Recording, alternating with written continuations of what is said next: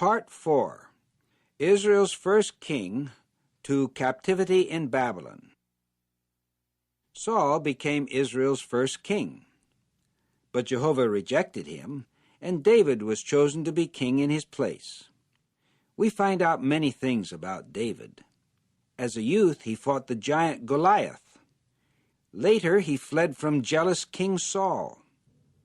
Then beautiful Abigail stopped him from doing a foolish thing. Next, we learn many things about David's son Solomon, who took David's place as king of Israel. The first 3 kings of Israel each ruled for 40 years. After Solomon's death, Israel was divided into 2 kingdoms, a northern and a southern kingdom. The northern 10-tribe kingdom lasted 257 years before it was destroyed by the Assyrians. Then, 133 years later, the southern 2-tribe kingdom was also destroyed. At this time, the Israelites were taken captive to Babylon. So, Part 4 covers 510 years of history, during which time many exciting events passed before our view. Story number 56. Saul, Israel's first king. See Samuel pouring oil on the man's head. This is what they used to do to a person to show that he had been chosen as king. Jehovah tells Samuel to pour the oil on Saul's head. It is a special, sweet-smelling oil. Saul did not think that he was good enough to be king.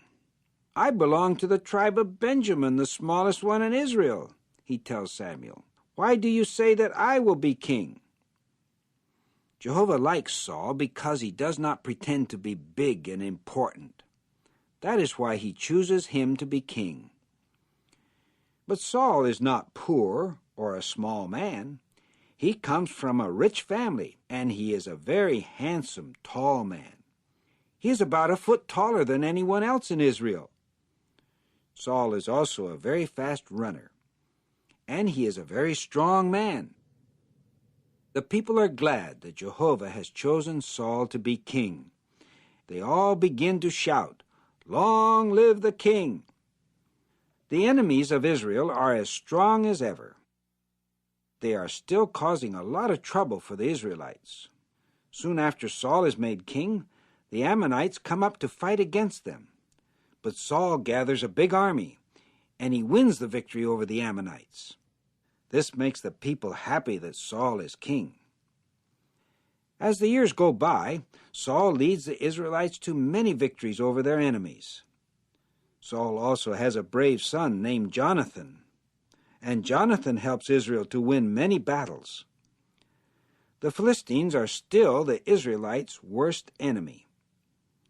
One day, thousands and thousands of Philistines come to fight against the Israelites. Samuel tells Saul to wait until he comes and makes a sacrifice or gift to Jehovah. But Samuel is slow in coming. Saul is afraid that the Philistines will start the battle, so he goes ahead and makes the sacrifice himself. When Samuel finally comes, he tells Saul that he has been disobedient. Jehovah will choose another person to be king over Israel, Samuel says. Later, Saul disobeys again. So Samuel tells him, "It is better to obey Jehovah than to make a gift to him of the best sheep. Because you have not obeyed Jehovah, Jehovah will not keep you as king of Israel." We can learn a good lesson from this. It shows us how important it is to obey Jehovah always. Also, it shows that a good person, as Saul had been, can change and become bad.